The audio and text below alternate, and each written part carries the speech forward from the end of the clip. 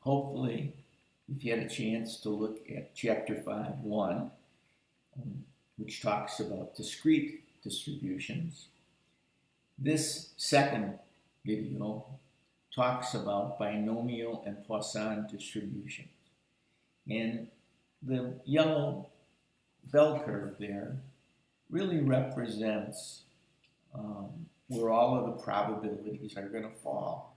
And what you're going to be trying to do is to calculate the portion of the bell curve that represents the various probabilities that you're looking for. It sounds complicated, but it's really not a big deal. When we look at a binomial distribution, we know, or we will know, that there's 4 properties that make up a binomial distribution, and this is what they are.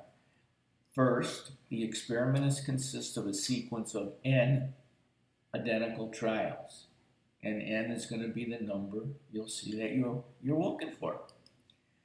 The outcomes, and this is very important in a binomial distribution, is either success or failure. Success or failure can be defined as yes or no, positive or negative. It's always going to be 2 outcomes, success or failure. The probability of success would be denoted by the letter P. It doesn't change from trial to trial. If the probability of success is 10% on the first trial, then it's 10% on the second trial, or the 99th trial, depending on how many are involved. Each of the trials also are independent of each other. Those 4 things are going to make up what a binomial distribution is. A little side note, however, is that when I give you problems in binomial distribution, I'm going to tell you that that's what it is, binomial distribution. You should be able to recognize it without me telling you, but it'll just be one less thing you have to worry about when you're looking at the problems, because there are other kinds of distributions that are handled differently. In a binomial distribution, what we're interested in is the number of successes occurring in whatever number of trials that we're going through, with n representing that number. We're going to let x denote the number of successes occurring in the n trials. And then the next slide has the formula to calculate this if you were going to do it manually. But, and there's a big but there, the formula is basically a hairy formula. And this is what it looks like manually, that the function of x would be equal to n prime divided by x prime times the parentheses n minus x prime times p raised to the x power times 1 minus p raised to the n minus x power. And that formula is based on these things. The probability of x successes in n trials, that's what the function of x is, number of trials, and the probability of success in any one trial.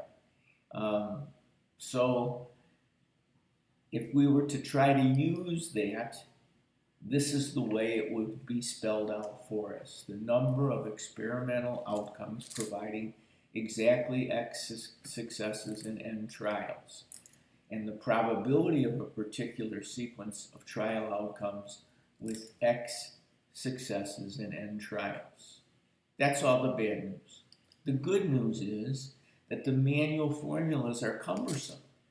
So we're going to eliminate the need for you to memorize or work with that hairy formula above, because you're going to be able to solve your binomial problems simply in a few clicks using Excel. So let's take a look at an example. Here is Evans Electronics.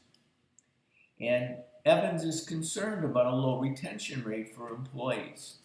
In recent years, the management has seen a turnover of 10% of the hour employees annually. Thus, for any hourly employee chosen at random, the management estimates a probability of 0.1 that the person's not going to be with the company next year.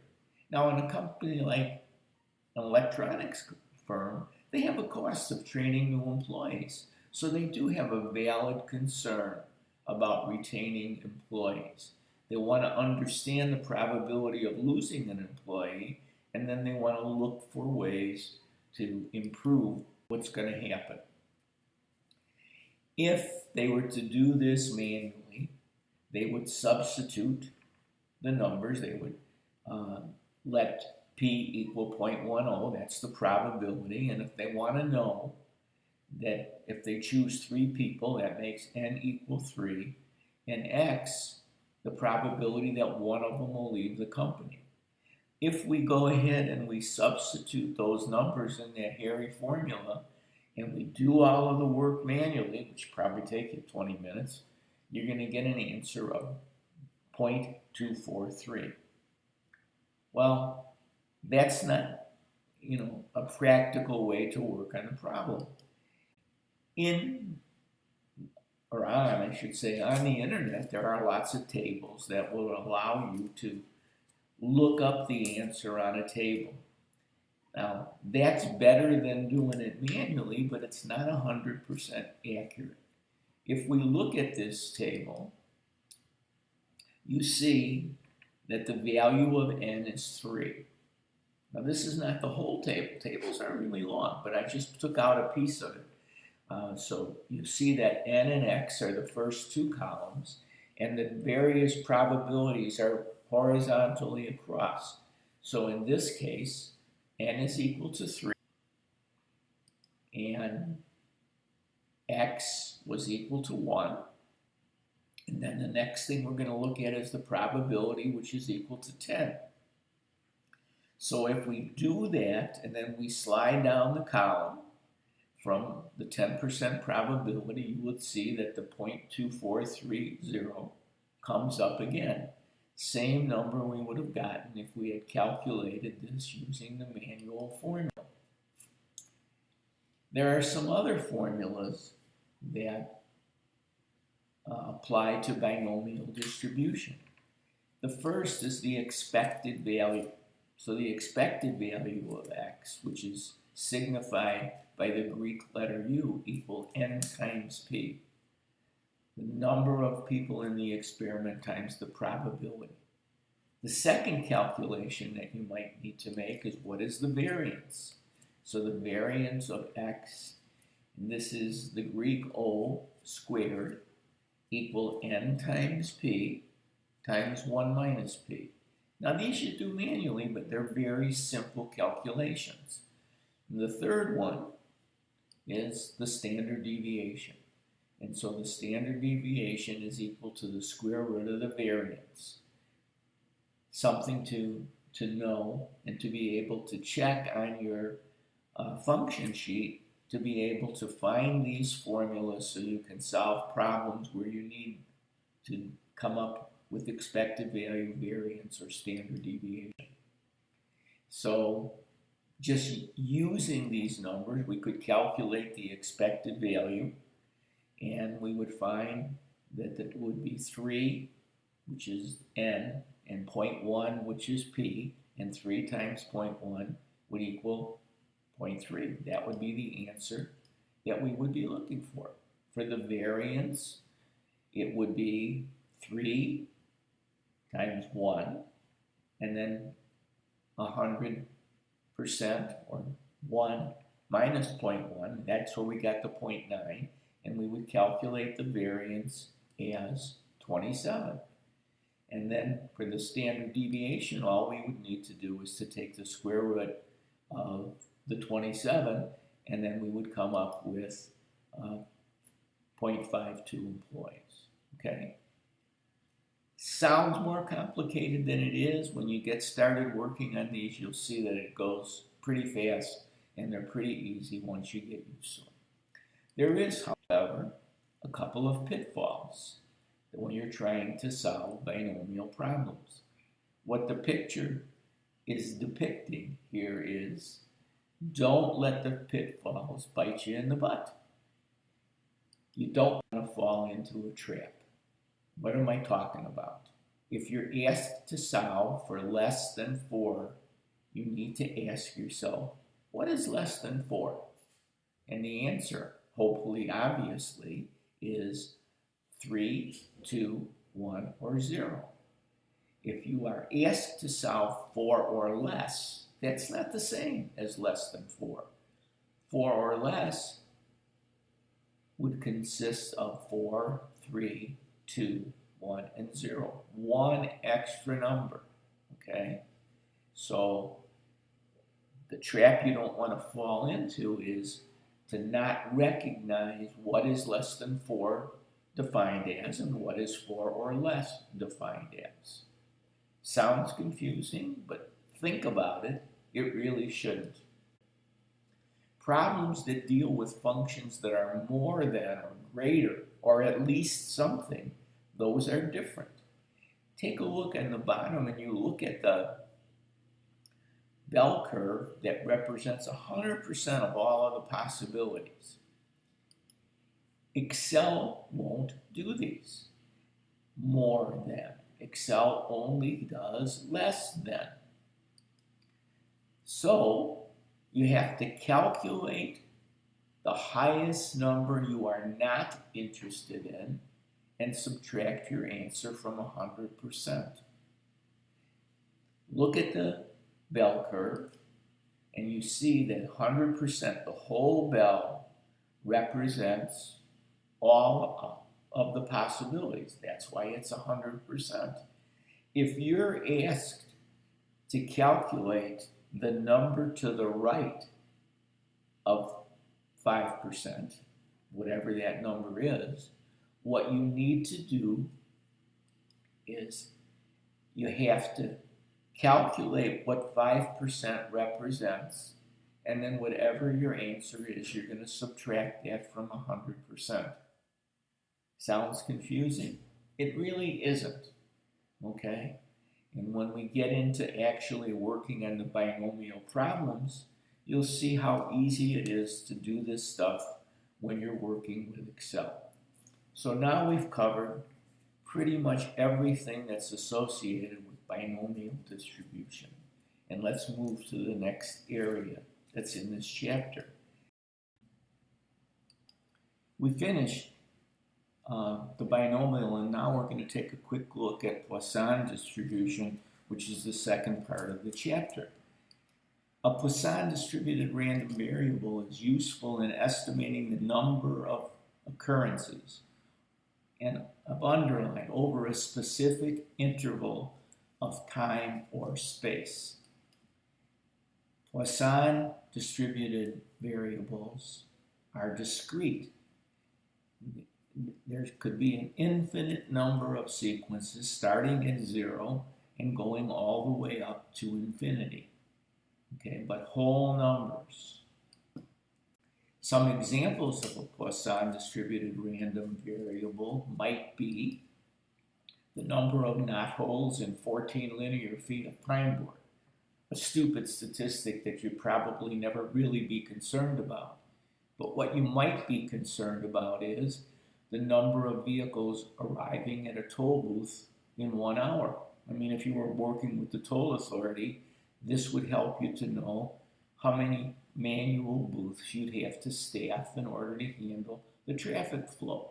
It could also be number of people arriving at a bank or the post office or something like that, where the answers or the forecast of what's going to happen would help you to provide the right number of people without spending too much money, but still covering the problem.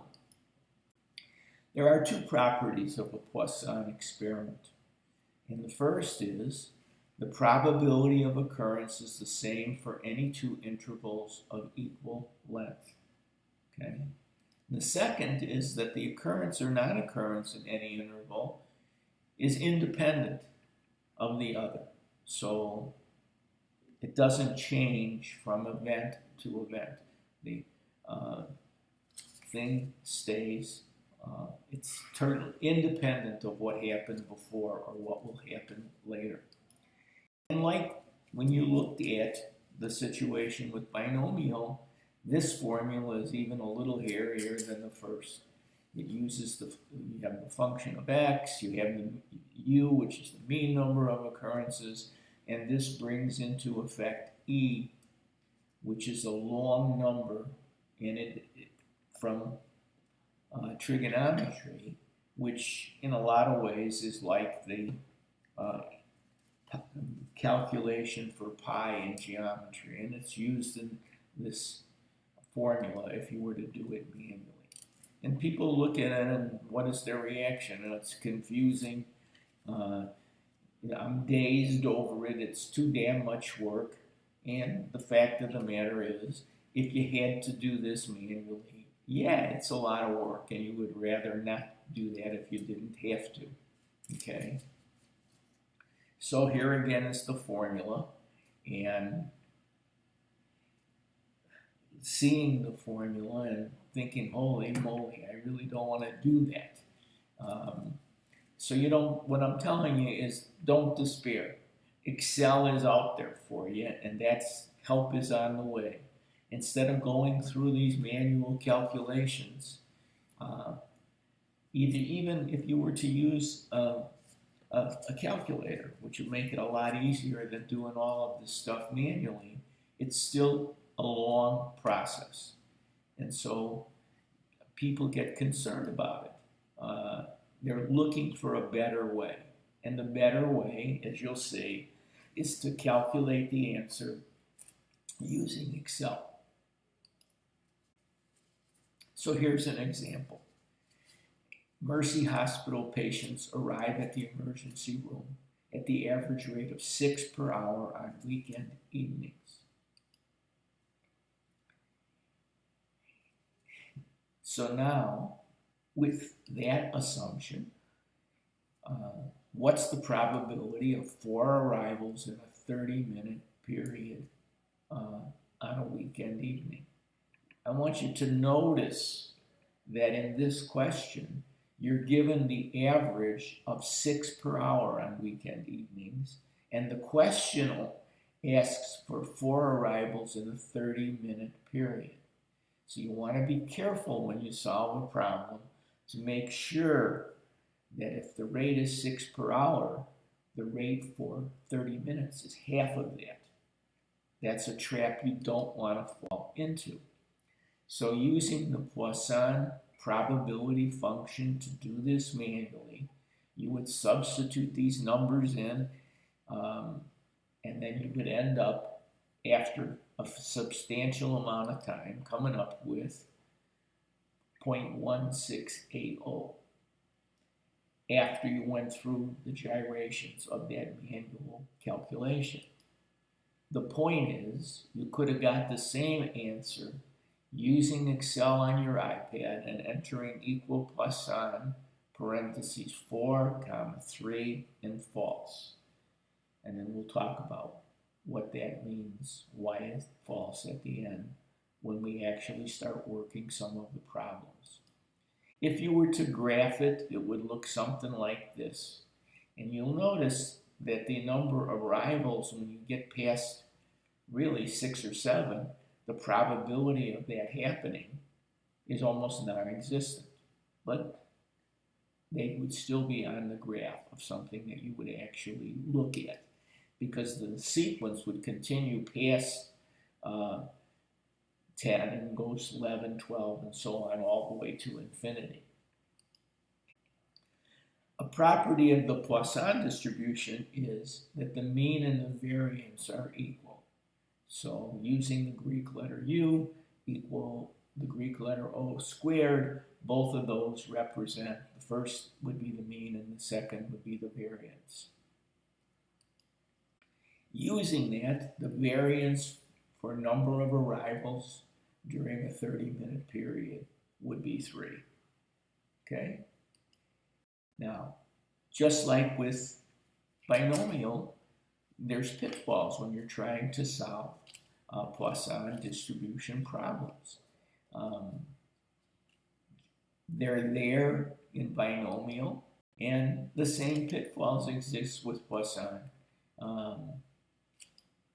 When you enter data on a Poisson problem, you're required to enter the mean or the average. Many times the average will be given as so many per hour, but the problem is maybe looking for 2 hours. What you have to remember is if your average is in hours and you're asked about 2 hours, you have to double the 1 hour average to get the right average for 2 hours. And don't get thrown by that. It might sound complicated, but it really isn't. Okay? And so, in a nutshell, that goes over what's involved with both binomial and Poisson. And for the chapter, we're going to use Excel to demonstrate the solution to the problems. Here again, when you get into these problems, you'll notice that you have two choices. You can work and what I would suggest is you're going to work the problems first without any of the answers being shown. And then you're going to review what you did with the second file that's there, second of the homework, in-class problems, to be able to see the formulas you should have used to get the right answers. So this is going to end the second piece of that. And then from here, you want to move on to the sample problems that you're going to work. And you should do that actually before you start the homework.